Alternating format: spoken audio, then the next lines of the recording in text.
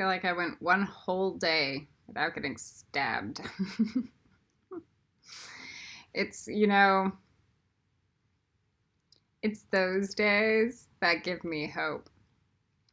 There's also the component that I asked Kelly to do something, like fill out every single one of those or books and pages. I just sent her the video and she's like 2 days later, done with everything. It got to the point where I was like, crap, I'm not done with everything. I'm not done. So just my prayer for Kelly to get better and faster and smarter than me is like succeeding. So she's definitely separated and like holding the Ravenclaw grid. I was telling this to Simon and it was like Kelly and I are gonna compete. Like she's like, oh no.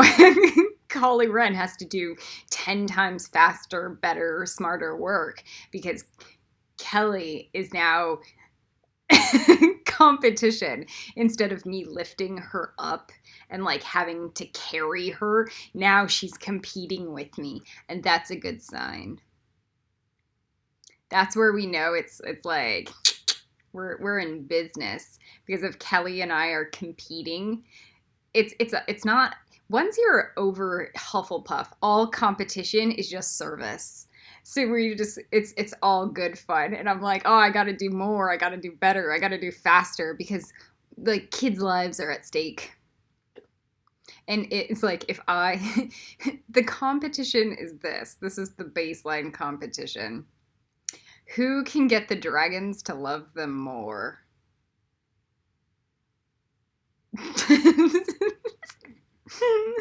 Who can be God's favorite child? So that, like, these are the competitions, and that's why we're like the heads of the houses, you know? So it's all good fun. And then I tell Kelly to go. I'm like, we need to clean out all the demon and hell planet stuff. So if any of the stuff is still left over, I'm like, Kelly, do 144 levels of demon in hell. Demon in hell goes into the cobra acid, like level 1, level 2, level 3, and then 144.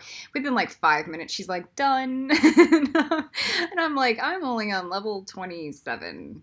But I'm going to spend 4 hours cleaning everybody's dragons today. So, yay. My dragons first, but then everybody else's. So we're getting a mass grid set up to do a cleaning. And it's not really like mass. It's like 20 at a time. And it's going to take like a month for like 20. So it's still going to be like, we will be lucky if we clean 300 dragons this year.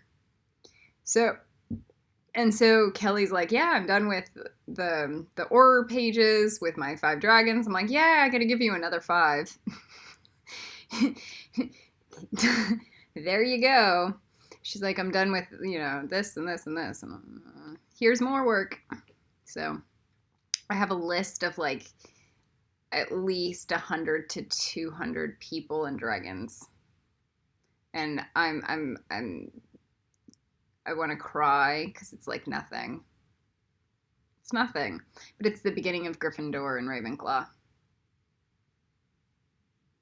So if you're watching this video, if you're Stacy, if you're Christine, if you're Elaine, please do all the Yoda balls work like yourself. Please don't make me do it. And if I'm doing a grid for you, like it better be like a double time grid so you can be a bigger powerhouse. Please don't make me do anything for you guys, because I already have like 500 children to take care of.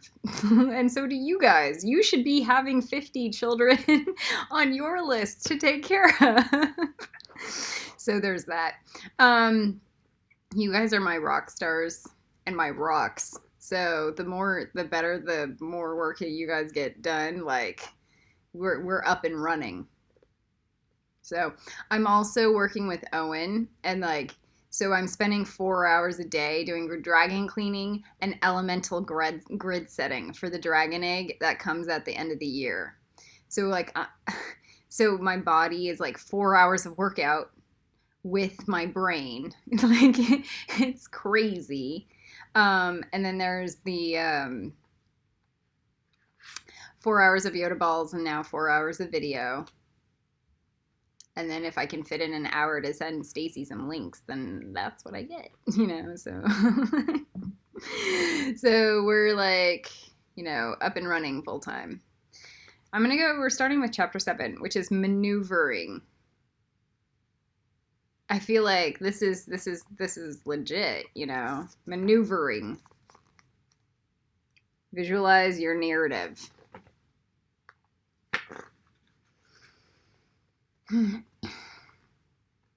Sun Tzu said, "In war, the general receives his commands from the sovereign. Having collected an army and concentrated his forces, he must blend and harmonize the different elements thereof before pitching his camp." So, having collected an army and concentrated his forces, he must blend and harmonize the different elements thereof before pitching his camp. Now, on the Gabriel list, there is a Remember the Titans movie. That's the part of the homework. And there is The Last Samurai, and then there's Seven Samurai, and there are a couple movies that are indicative of this lesson. Before you're going to hit the field, you need to have a solid congealed team. So when I'm doing the dragon cleaning, like, the dragons are pretty team oriented, but some of them like special treatment and some of them like individual treatment. And so when we can get them together in the mass cleanings,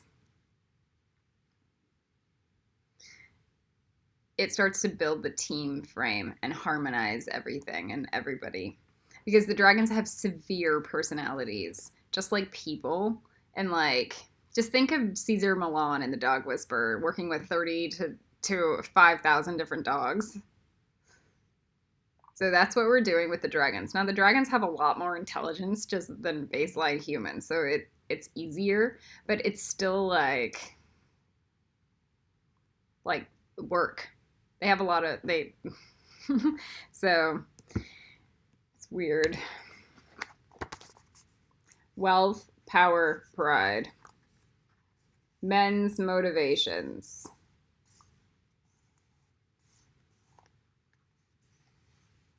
Okay, so let's look at that in the healthy way, the healthy component. Wealth is health or capability. I can do this. I am a wealthy person. Okay? And then there's power. I go, Lucy, make it rain. Send Shakti, and then it does. And then you can feel the sky reverberating. Power. And then there's pride.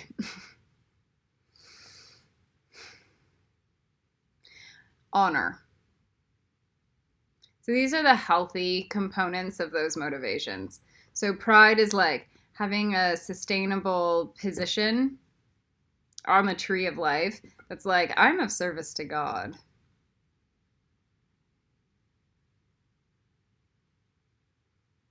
And then I can have a sense of real pride, not false, not arrogance pride, not chip on the shoulder pride, but like, I do God's work. Okay.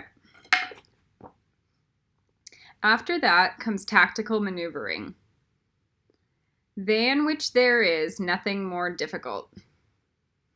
The difficulty of tactical maneuvering consists in turning the devious into the direct and the misfortune into gain. So it's easy to get a field hockey team together.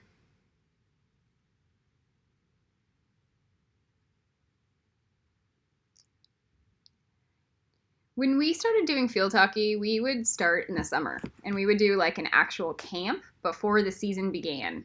Summer camp. And then season would begin around like August when school started. Okay. So yeah, here's genomes broken in two, but it's great for doing the it's great for doing the dragon wings and the angel wings. You go boom, boom. And then we've got little Princess Poppy. Like, all right, so we spent months getting the team together, hitting the fields. We spent a week in the deep summertime, just like doing boot camp for getting our team together. And then we had a month to 2 months of like training, get the team going, scrimmage, training, scrimmage, training, scrimmage. Oh, we're ready for a game. Okay, so like working with the dragons is the same thing. As a seraphim, so as a Gryffindor, you're like five dragons in. You're gonna be responsible for, and a Hashmalim, 5, maybe 6. Okay, for a seraphim, 30. So you have a football team to take care of, a soccer team. Okay, so you have 30 dragons ready to hit the field to prepare for a team, a warfare, a strategy, a goal. Your dragons will know exactly what they're for. Okay? They have personalities and names that are reflective of that work. But to get them ready and to get them prepared for a baseball game where they can swing and go, boom, grand slam, we win the game, like it's going to take time and effort.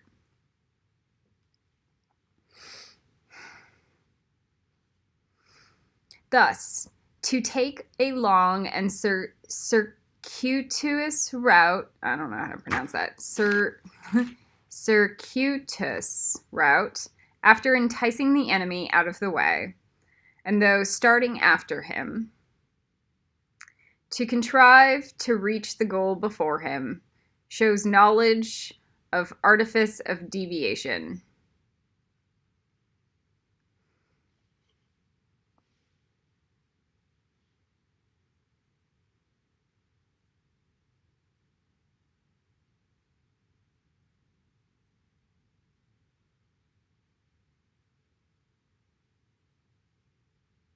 To contrive to reach the goal before him.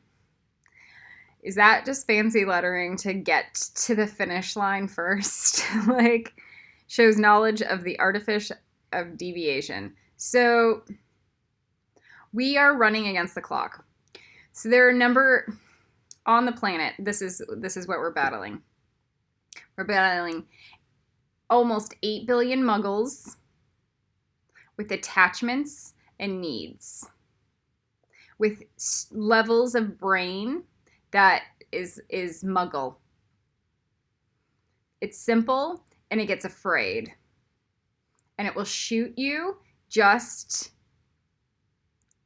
for water, just because you are a different skin color. It will shoot you because you say something like, I'm a witch. It will, okay, so like, let's be realistic about the state of the planet.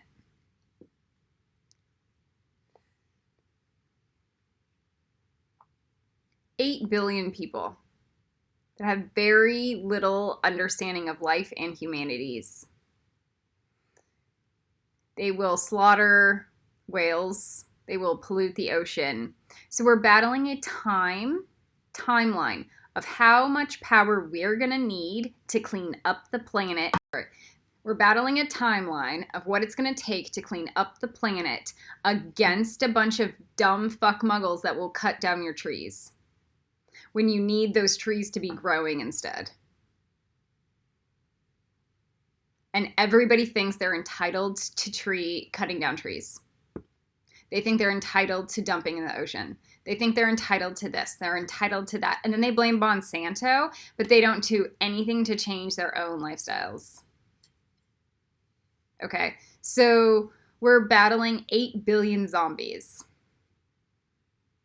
And what we have are invisible dragons that we're trying to manifest on the planet.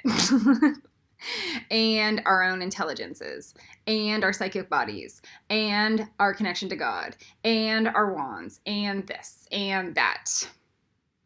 So it's a never-ending war or battle moving forward. So to come off this like you're going to be lazy is just not a good idea. So and we need to be intelligent, sophisticated, intelligent, assertive, intelligent, not lusty, but enticing, attractive. Okay? To get to the end of the finish line, what is the end of the finish line going to look like? Right now, we have stepping stones. Right now, it's to get the Harry Potter planet up and running. Period. Because without a bunch of masters being educated over and over and educated and more empowered and more educated and more empowered, like nothing's going to move forward. Because if the masters aren't running this planet, then it's just going to be chaos. So the Harry Potter world is the masters. I'm sorry. Like, they've been training their entire existence for like self-mastery, self-discipline, self-mastery, higher intelligence. Okay, so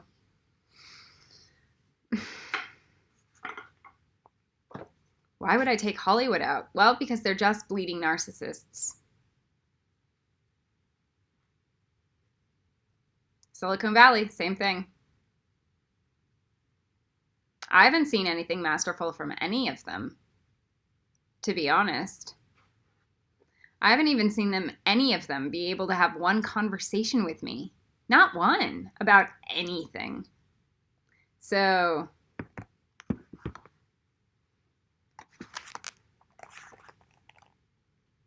value, deviance, unexpected tactics. So the greater your ability to download from God, like creative problem solvings, and moving forward with it in like blind faith that somehow it's going to add up and you're like, oh, I don't know how this is going to work, but it just is gonna. Elaine's really good at this. So is Kelly. I'm pretty sure that Tara and Stacy are great at it too. I think we're all in this class together because of that. And then we've got Simon, who's like, yeah, I picked you up off the beach. So we're probably okay. Maneuvering with an army is advantageous. With an undisciplined multitude, most dangerous. Let me repeat that. Maneuvering with an undisciplined multitude, most dangerous. So I do my best. So I'll be around my sister's kids. Okay? And kids are almost impossible to travel with unless you've got them well trained. And so I train them like dogs. Not in like a demeaning way, but in like when they misbehave, like I'll go, boundaries, and it forces them to sit down and then raise their hands up, like if they were hitting each other or screaming at each other and stuff. And so I would get them to like hands up, sit down, crisscross applesauce style, and then they'd have to go, please, Auntie Ray Ray, I love you, Auntie Ray Ray. And then I'd give them a treat when they did that. Like I would let them do a flip with them, or like I'd throw them over my shoulder or something. All right, so disciplining your kids and your dragons, the same thing. So like the dragons need a certain level of higher intelligence discipline as well. This is where America's Super Nanny and Caesar Milan are really key Gryffindor components. Because if you have untrained pets and untrained children and untrained dragons and untrained mind and untrained this and untrained that, and what it does is lead to chaos, and then nothing gets done. Not only does nothing get done, it becomes a disaster. So this is where the Japanese, like that's, and even some of the Chinese, like the families that are like severe with their children or austere, actually prevents a lot of chaos and dysfunction from forming because of that level of severity. Americans are like not good. Americans don't really understand discipline until they get into the army or military. They really don't. The Tara understands discipline. When I met her, she's like Ashtanga yoga, the same exact pose in the same exact formation at the same exact time every day. Has zero to do with emotions or what I want to be doing. No, she's like, yeah, that's the stuff. When I heard that, I was like, yeah, I want that to be me. So I have that level of discipline in many capacities, but I veered off the Ashtanga yoga path for a little while, but I'm going to get back on it. So, but the component of that rigidity, it's not rigidity, it's stick training. It's stick training on the ego that says the commitment is way more important than anything like my laziness. Or like, oh, I want to die. This sucks. Like, no, the commitment's way more important. So,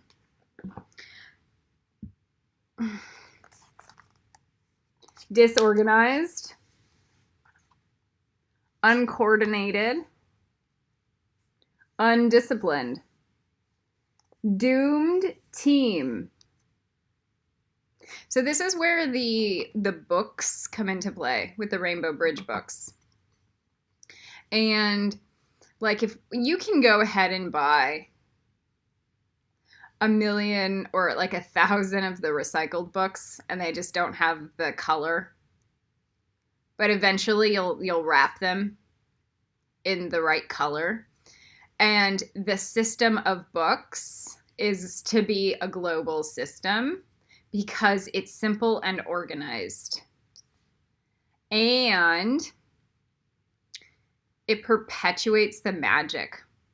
So when we create those systems, it's an intergalactic, like kind of standard system. So Elaine bought a bunch of blue books. She doesn't even know what the blue books are for. I downloaded what those blue books were for, but like the colors have meanings and initiations and like content. It's structured content so that everything stays pretty tight. And then we move together, and that our brain, so like when Elaine comes to my house or comes to my library, she looks at my orange book and like goes, oh, what's going to be in your Muggle book? You know, like what's going to be in all of your different Yoda Balls books. And then you'll see them organized and okay. So first we have to organize ourselves. And then we have to organize ourselves in a team. So it becomes nothing about me. It becomes, what can I provide as a system, a platform for a whole? A space for everyone. So I even told Elaine, like she can buy colored paper and then paste it on at least the inside of the book. Like, there are many ways to go about it, okay? Uncoordinated, disorganized, undisciplined. Doomed team. So the reason why we became A-level field hockey team is because we were not disorganized, we were not uncoordinated, and we were not undisciplined. We were a little bit. That's why we only ranked 11th in the nation instead of first was our level of discipline. If we had done a lot higher level discipline, we would have ranked higher, but we didn't. So that was the main failing. If you set a fully equipped army in March in order to snatch an advantage, the chances are that you will be too late.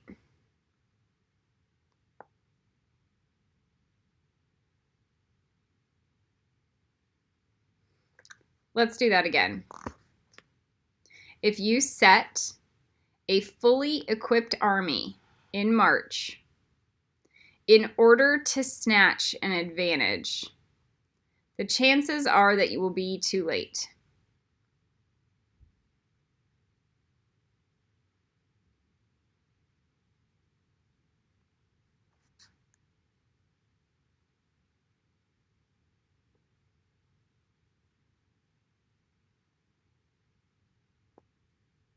I kind of feel like that's where we're at right now on the planet.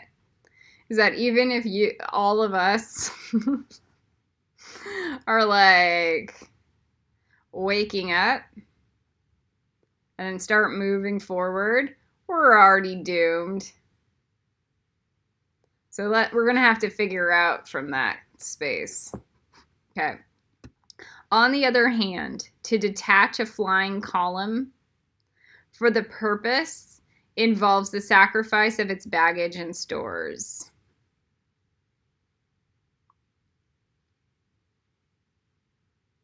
Thus, if you order your men to roll up their buff coats and make forced marches without halting day or night, covering double the usual distance at a stretch, doing 100 li in order to wrest an advantage, the leaders of all three of your divisions will fall into the hands of the enemy.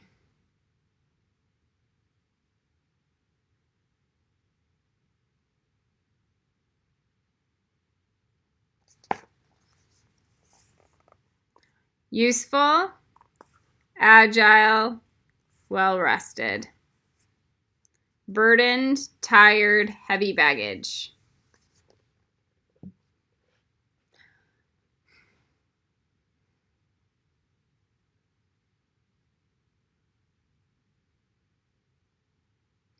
I am allowed 8 hours of computer work a day. Computer and like book. And then I get 4 hours of walk and meditation and dragon cleaning. So that doesn't really feel like work to me because it's exercise and I feel healthier and I look healthier. And I'm doing the dragon gridding. And so it's fun and it's like my love. Okay, so this is a sustainable schedule that I can push forward. If I was sitting and writing books all day long and doing this and doing that and doing this and doing that, and it was all on the computer and it was all Kabbalah and it was all this and all that, I would burn out. Okay. I would fall into the hands of the enemy. I usually get sick. That's what usually happens. My body will break down and then I'll start getting a cold. Do I feel a cold coming on now? No. You know why? Because my schedule is like balanced.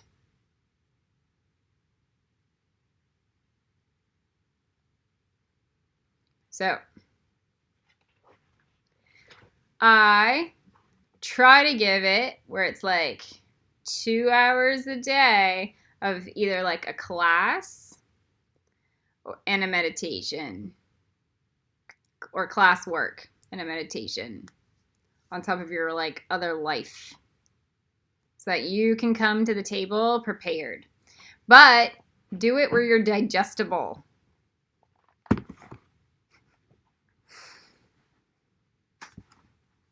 So Kelly and I are competing with stuff right now, but that keeps it exciting. That's not us rushing against an enemy. That's us battling, like, for fun. Costs, calculation, conservation. And then it says, know what you are willing to spend. The stronger men will be in front. The jaded ones will fall behind. And on this plan, only 1/10 of your army will reach its destination.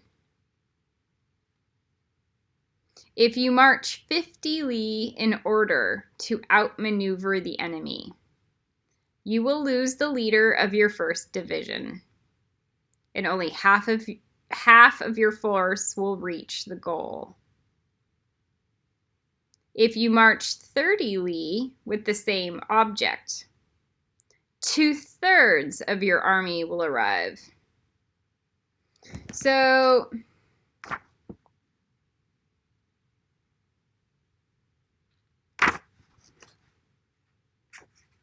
the slower and stronger and more well-paced we go, the further the distance we will arrive. But if we go too fast, too far, not very many of us can do it. But that's also why this class, which is so fast, so far, can only handle like 5 people. So I didn't structure it for 500. Structured it for 5.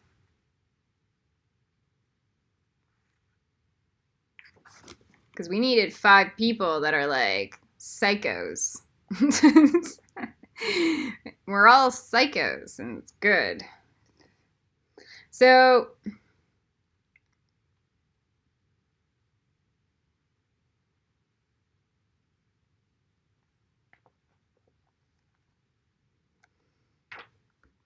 cost, calculation, and conservation. You need to know what you're capable of energetically and what you can bring to the table energetically and stay balanced. So for me, I want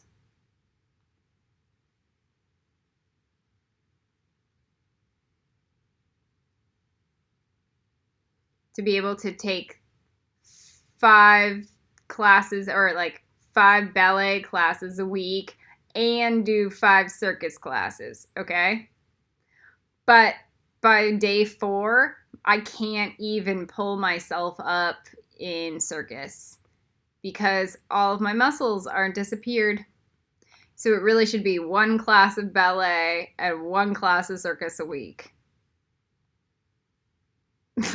Like that. My brain is crazy, and I have to be aware of that. Now, what I can physically, psychically, and everything else do, that is something else. Psychically and energetically, my chi can handle Armageddon.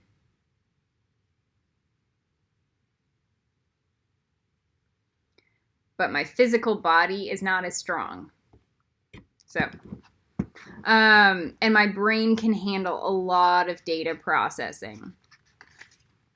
So I know myself and my limitations and my emotions. We may take it then that an army without its baggage train is lost. Without provisions, it is lost. Without basis of supply, it is lost. As the drama goes up, needs met goes down. So when we start doing the mass cleaning for the dragons, there is the resistance. Like, oh, we can't do a mass cleaning with the dragons. That creates more drama. Okay? We can't do a group effort. We can't do a group thing. Like, everybody needs their own individual attention and love and and so, and like, the dragons have some of that drama in them, and then it's like, I'm trying to clean out their teeth, like get them a stronger, healthier, energetic grid around their teeth. I'm trying to clean out all the knives. I'm trying to clean out all, because then they can start holding better magic. Same thing with the eggs and the egg gridding. Like, why we're all doing a mass ascension into like Hufflepuff this year is that everybody's getting a standard Hufflepuff egg grid. And then some people get their things like that they need, but it's a mass ascension into Hufflepuff. And next year is like some of those people go into Gryffindor. So we'll hold the grid then. So this prevents chaos. Less drama, more needs met. So I'm hearing a lot from people like, why are we only ascending 5 million people? All right, so at the beginning of this Kabbalah class, God was like, 5 to 7, 8 million people are allowed to be on this planet.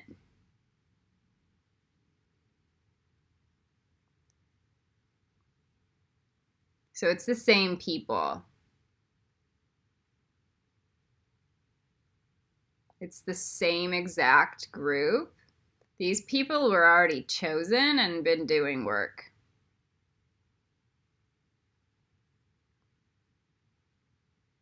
And then the other 8 billion, if they are Gryffindor level muggles that are like Benny Elohim, they'll be fine. Because then they'll be like, yeah, I'll work with that. So it's the same.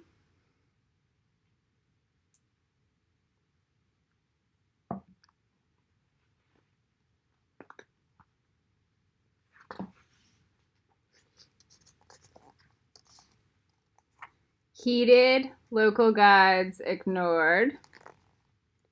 The right directions. Tourists trapped. Okay.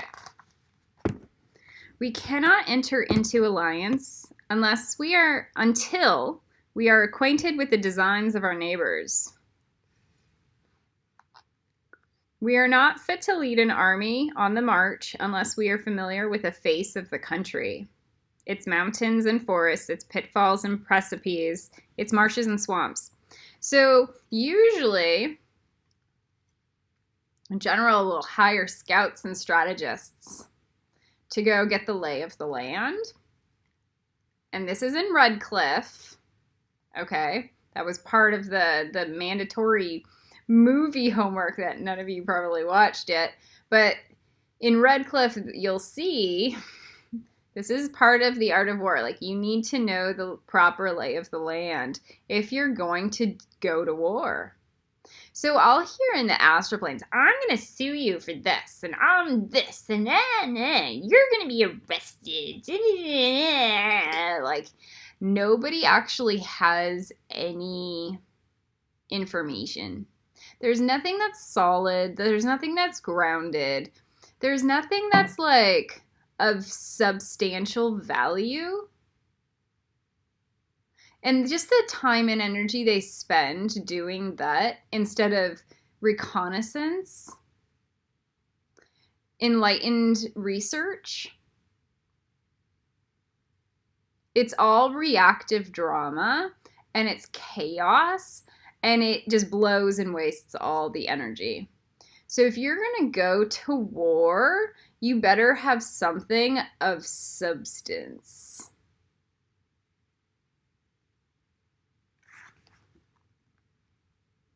And you better know the battlefield you're entering. So the biggest thing for me was I didn't know that this was a knife raper planet. I don't know that I would have shown up on this planet knowing that it was a demon in hell knife raper planet. And I definitely wouldn't have shown up at the bottom of the Clippeth alone. I would have shown up with a team. And we kind of did, but if I had known consciously,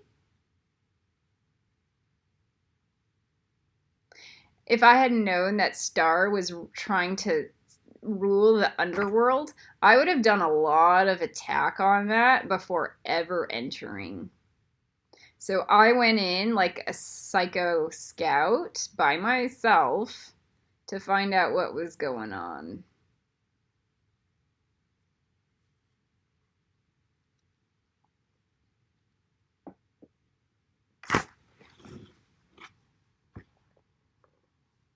And now we know.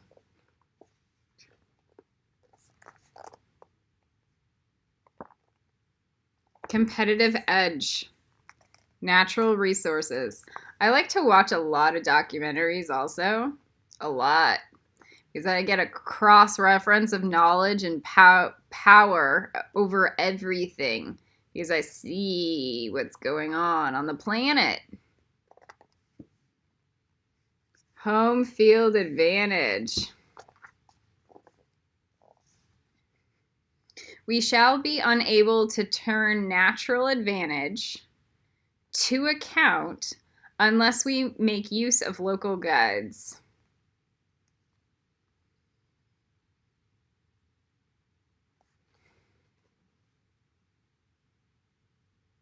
So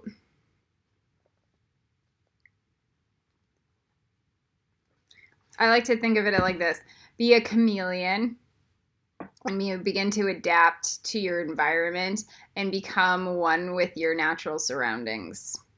And so you become friends with the trees. You become friends with the whales and the geese and the swans and the crows. Okay? You become one. And then you develop a home field advantage. So it's like, this is my planet. These beings are more important than the 8 billion humans on this planet that do harm. These beings don't do harm. So they're already at a higher level spectrum. And then we can work together as a team. So that's my planet. Home field advantage. So like, I almost want to put Home Alone. I got this download really big yesterday. Being awake, so awake on this planet that you know that it feels like you're Macaulay Culkin in Home Alone, and everybody else is the damn burglar trying to stab you. So that should be on a Gaybera movie list. And it's like you get the entire lay of the land, and then you can start utilizing it, Secrets of the Mexican Shaman style, with magic and intention. You can start gaining like advantage. Well, everybody else is off in psychic wonderland. Where are they? They're like,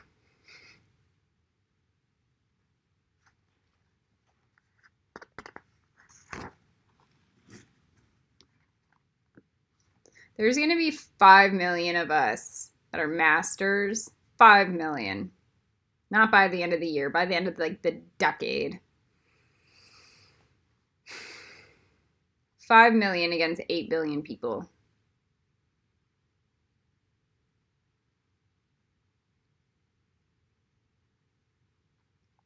In war, practice dissimulation and you will succeed. Move if there is a real advantage to be gained. So, whether to concentrate or divide your troops must be divided by circumstances. I'll show you the graphic. Victory up. Pretense. So as the pretense dissolves, there is more love. As the pretense goes higher, there is more war. So let me talk about pretense. The best way to absolve war is reality and information, and like it's to come at it like you've already won the war because you're knowledgeable. One blow, done. One word, over.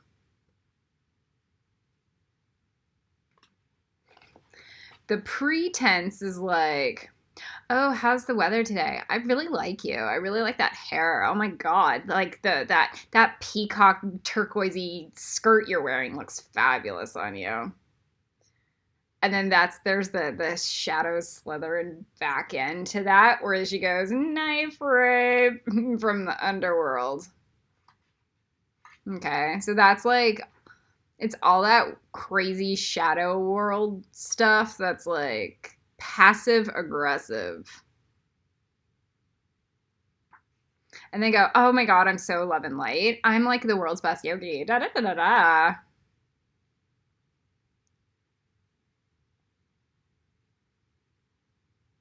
$8 billion of them, and 5 million now cooking that out of their brains. That's the goal. All right. Let your rapidity be that of the wind, your compactness that of the forest. The raiding and plundering to be like fire, and immovability like a mountain. Let your plans be dark and impenetrable as night. And when you move, fall like a thunderbolt.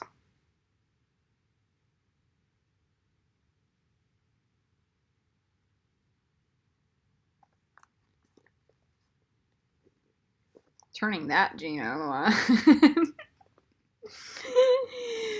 How do I make sure I do that all the time? Turn those genomes on. And the other stick is turn the opposite of those genomes off. Oh, that one was not good. Ah! Oh no, that's awful. That should be on the A&R protocols. Like page 7. We'll add that to the bottom of page 7. Power, invisibility. All right, celebrity, strategy. So this is where it's like, we have 5 people, 6 people in this class, you know? God's strategy.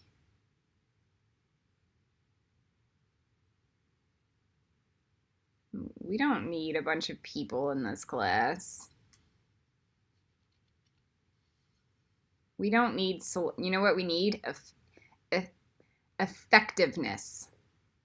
So in the dragon book, it goes, little seen gets more done.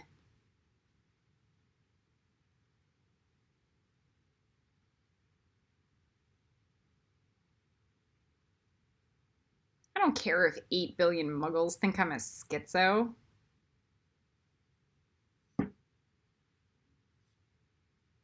I'm gonna go dragon clean and prepare.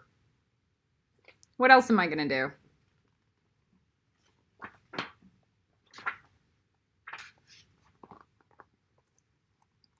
When you plunder a countryside, let the spoil be divided amongst your men.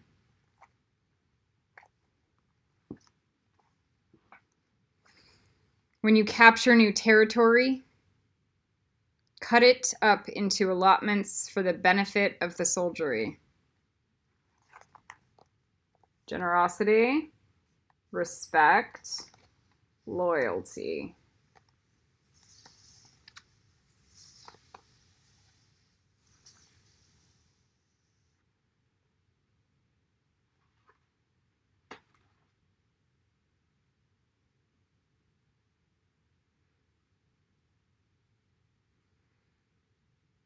Let me tell you something.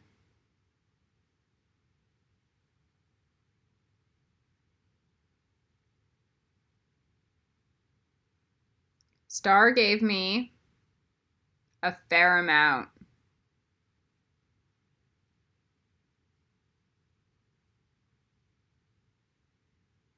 To the point where I was loyal to her even after she let me starve to death on a beach.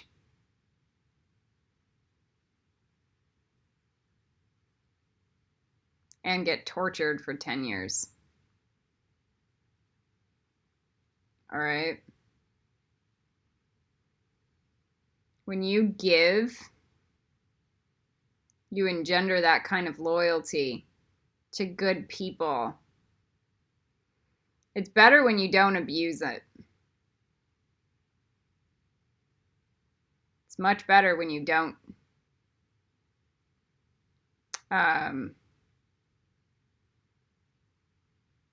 I lost all loyalty when Star started knife raping me. And she refused to get out of Netsuck and into Hufflepuff. I thought she was on the Global Ascension team, and we were on the same page. And then it was like, no, we're not even close.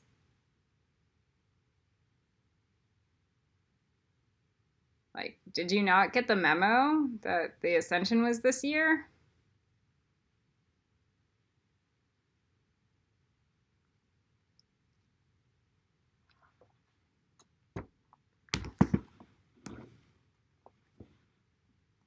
Just knife rape me instead. So it was that, and it was like no respect. No respect.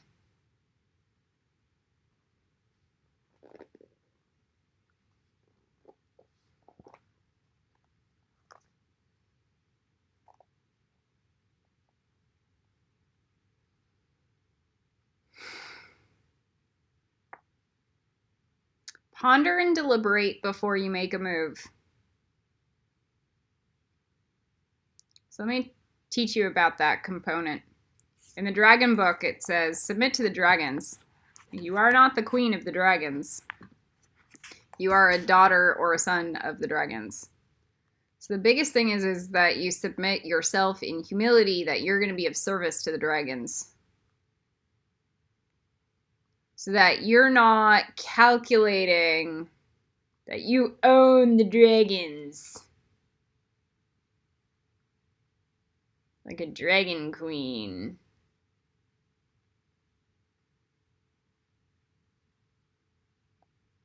That you're there to like, this is my baby. Like, it's your dog, you know?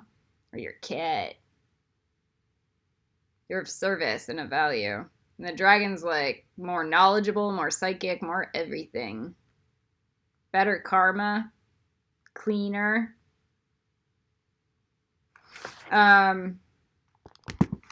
This is to teach you respect. So the dragons, they're like, first and foremost, come to teach respect. Because it's an energy that's like, doesn't exist on this planet. Nobody respects the whales. Nobody respects the ocean. Nobody, like, very few people respect me. You know what they respect?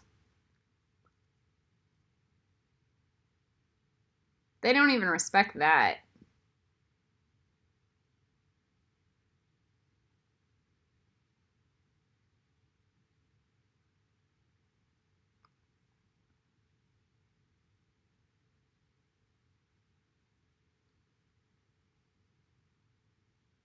So, Gryffindor, respect boundaries.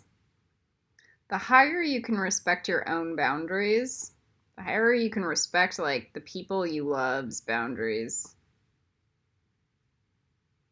And then it windfalls to others. Because then you look, this is the difference between a boundary dragon and a boundary demon. Like a kid. Like a kid, you know? I don't want to take a bath. That's a boundary demon. Okay, so you don't respect that. You respect the kid, and you respect the kid's needs, that it needs to take a bath. But here's like where people twist it. Mom, I'm gay. No, you're not. You're going to be rehabilitated. You know? So it's like anti-humanity there. You're not gay. Your twin flame isn't that person. You're not a psychic. You're just schizo. You're this. You're that.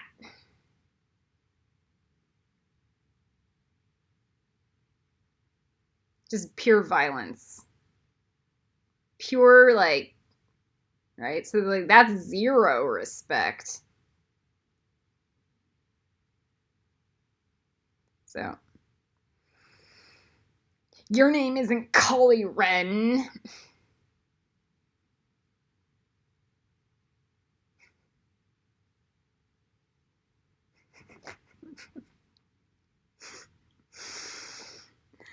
Good.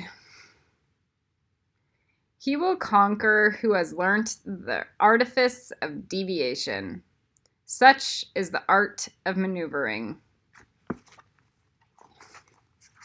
So let's read that. Ponder and deliberate before you make a move. So my favorite thing is to ponder and deliberate every single angle that I can think of, perspective and angle, surrounding those boundary demons versus the boundary dragon, and seeing which one's the right side. All day long.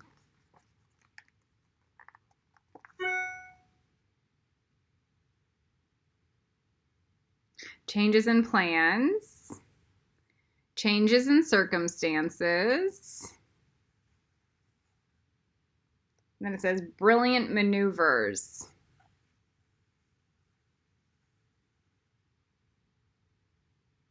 So this is where you get happy accidents. So you do the work, and then you do the work, and you're flexible, and you do the work, and then, oh my goodness, serendipity. God has opened up a perfect gem, golden nugget.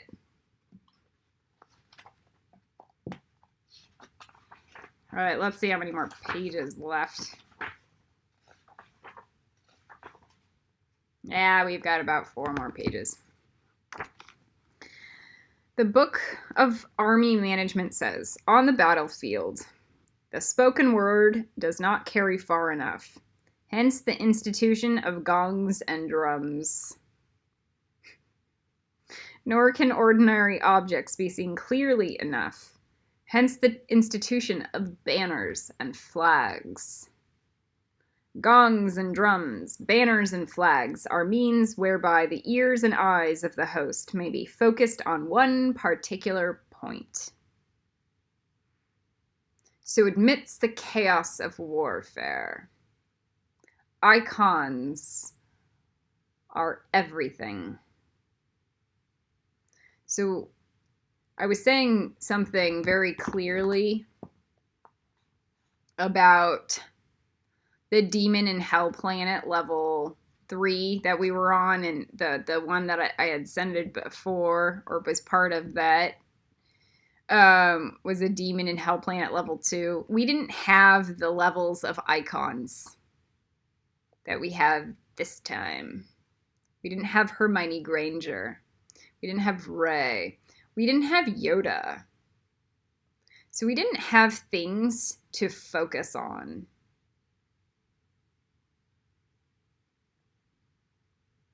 We didn't have archetypes that are like so clear and concise, that are mind-blowingly like impossible to ignore.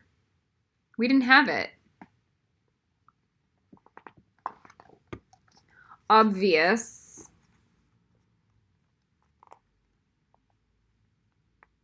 Ubiquitous. And then we have effective propaganda. So Hunger Games becomes very relevant here.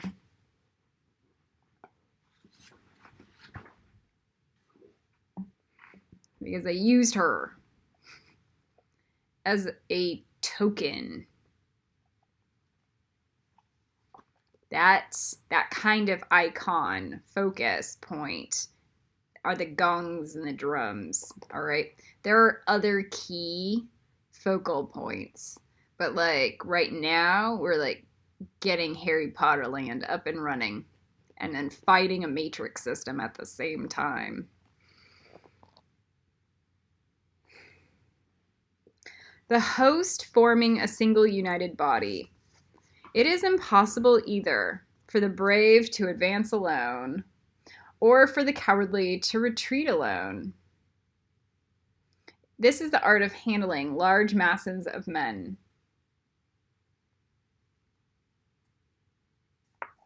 So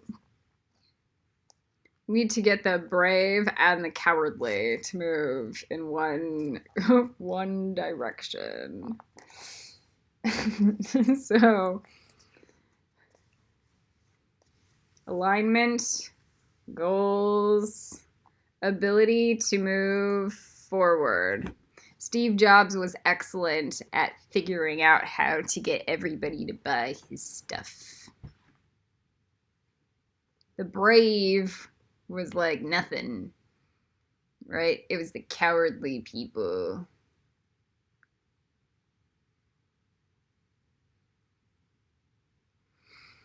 That's Hufflepuff. Courage comes in at Gryffindor, okay? So everyone in Hufflepuff is just a coward. And that is exactly how you have to perceive them. Gryffindors and Ravenclaws are like, yeah, we own the future.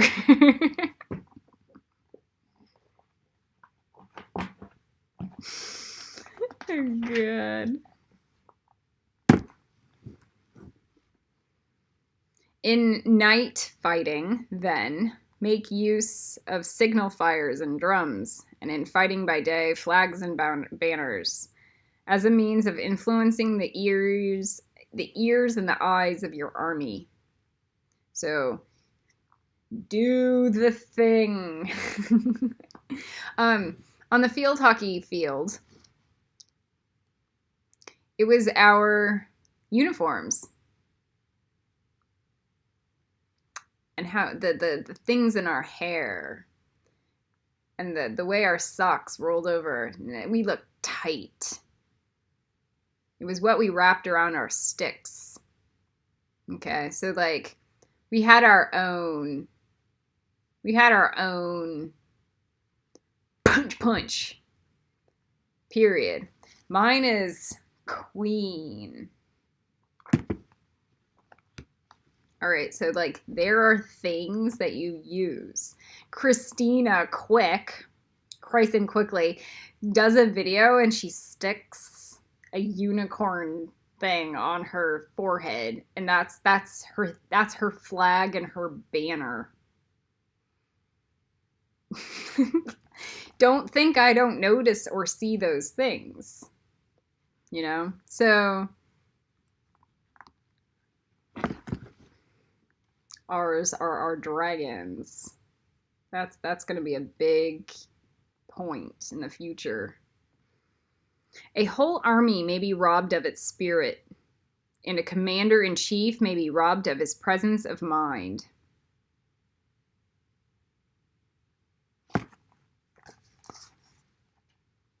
Fears triggered.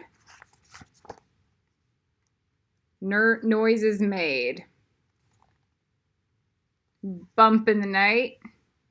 Pep rally. Okay. So the more you make a fuss, it turns into a pep rally.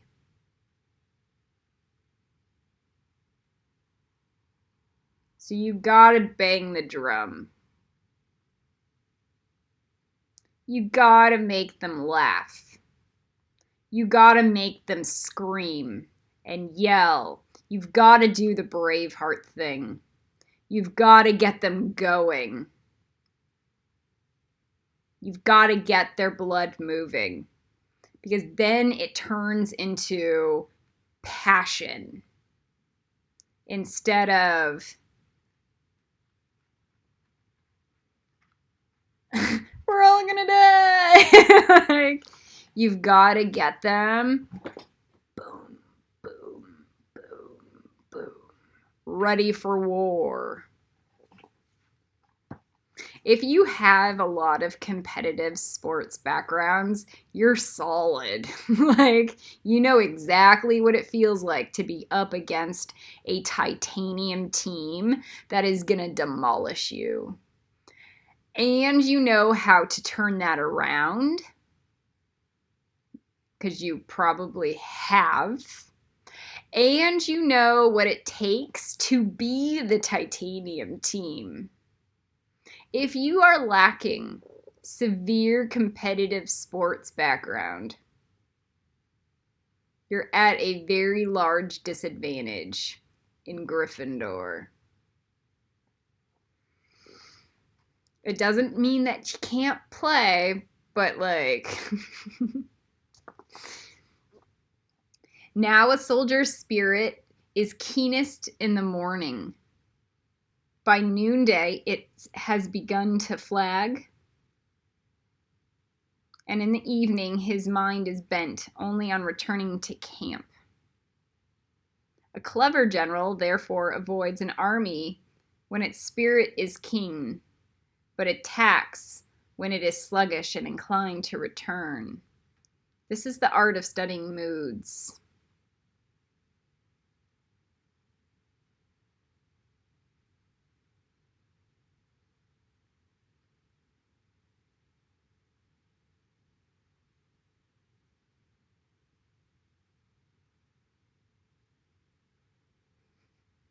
So if you want to take over a school, you do it when the school is sick of itself. When you want to take over stuff, you go when like everybody's already tired. And you come in and you slaughter it.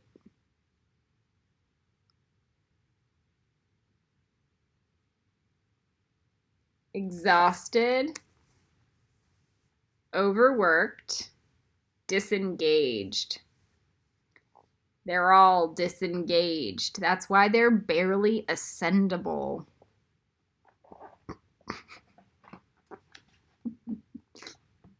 Seriously.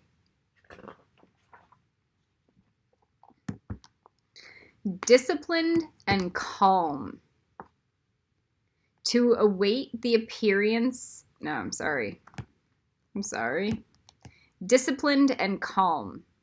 To await the appearance of disorder and hubbub amongst the enemy. This is the art of retaining self-possession.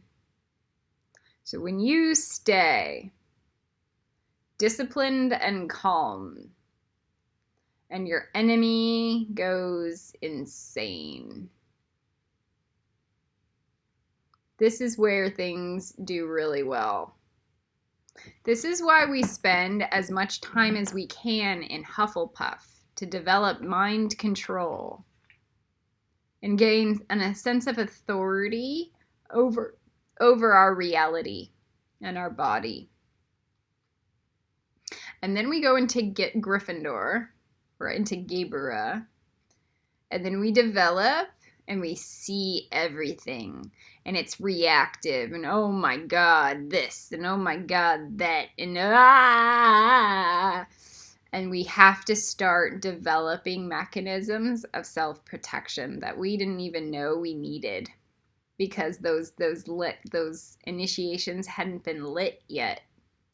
But after about a month, we begin to develop. This is just the same as going into a yoga class for the first time. This is the same as going into ballet with an untrained body. You look and feel like shit. And then you develop. And you develop some more. And you develop more. So this is me like cussing every other word sometimes as I'm being attacked. But as I develop my energy field stronger and can hold off all attacks, even from the bottom of the clippeth, then I can remain poised and postured. And I can have my self-possession be impeccable, and my words be more fruitful, and my message can be delivered clearer. Disorder rises, faith sinks. So as I in Gryffindor begin to maintain my vehicle, my order rises. So all the books and the Yoda Ball books, it develops systems and schedules and pragmatism. And then I have a sense of control and authority over my own reality. So my order goes higher and my faith rises. Not the reverse. So you go into Gaebera. You take on the challenge and you rise.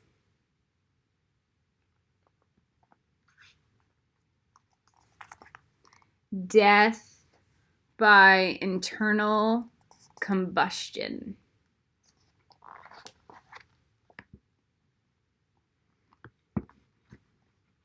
So somebody who goes, I am all force and no form, implodes. Because there's not high form or structure to hold anything.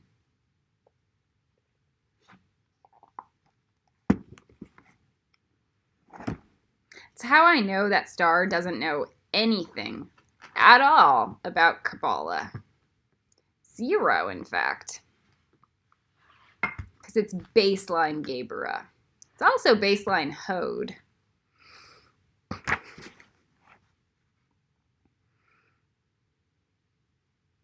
To be near the goal while the enemy is still far from it. To wait at ease while the enemy is toiling and struggling. To be well fed while the enemy is famished. This is the art of husbanding one's strength. So I took my hunger strike as the opposite. To purify my karma as everybody built on theirs. So as I starved and burned, they built their karma stronger, and I burned away mine.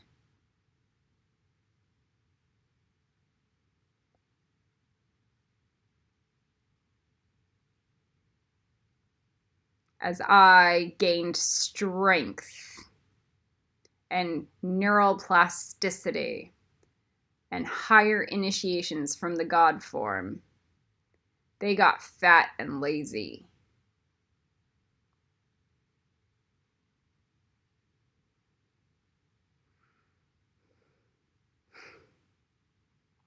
So it can work both ways. It's how you look at it and the strategies around it. To refrain from intercepting an enemy whose banners are in perfect order, to refrain from attacking an army drawn up in calm and confident array. This is the art of studying circumstances.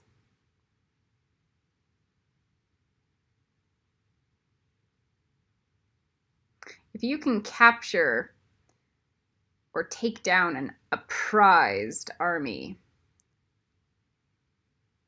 that wins you alpha level, street cred,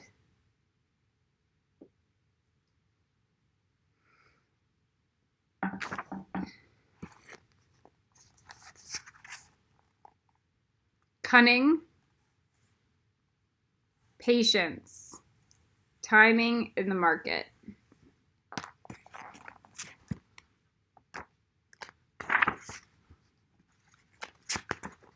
This is the last page. It is a military axiom not to advance uphill against the enemy, nor to oppose him when he comes downhill. Do not pursue an enemy who simulates flight. Do not attack soldiers whose temper is keen. Do not swallow bait offered by the enemy. Do not interfere with an army that is returning home.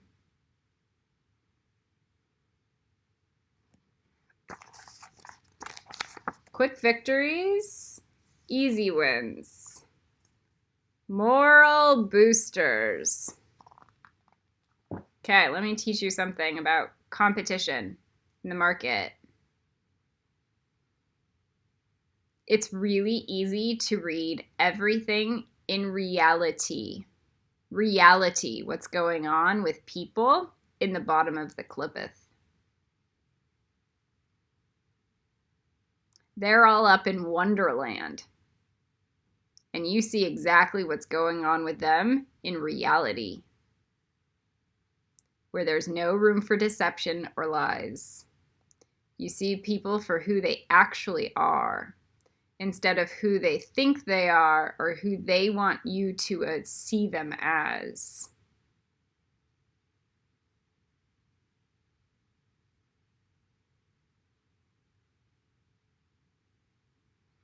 So you know when they're all toiled. Then they might put on a facade or a face of peace or posture, but they ain't secure.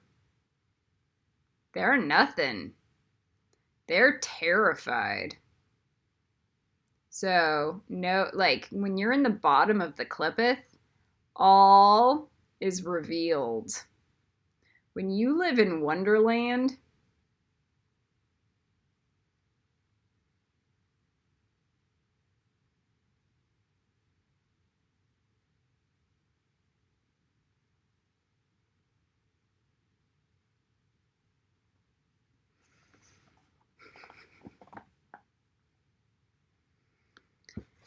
when you surround an army, leave an outlet free.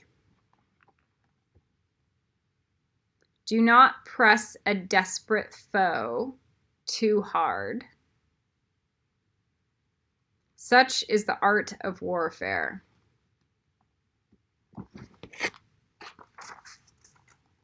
Room to move, composure. flying first class and winning negotiations. So in Chris Voss's class, in the master class, he talks about make them give you what you want, where it's their idea. If you can crush your enemy,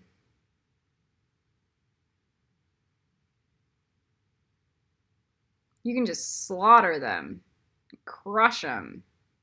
Or you can offer the hints of compassion and mercy, surround them where they're like, yeah, I gotta give you what you want. Collar out.